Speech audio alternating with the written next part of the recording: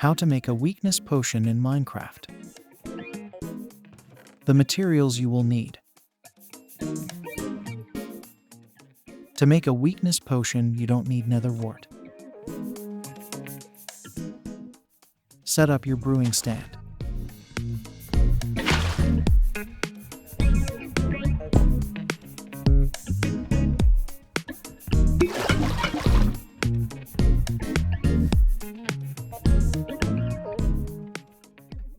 Now make fermented spider eye with this recipe.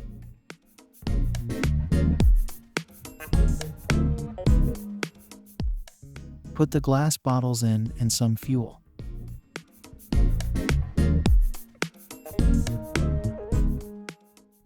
Now put in the fermented spider eye.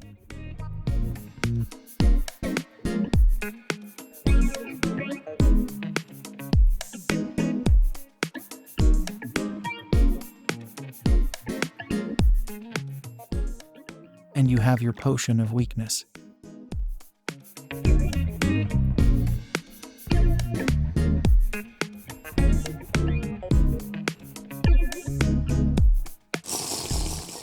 Thanks for watching.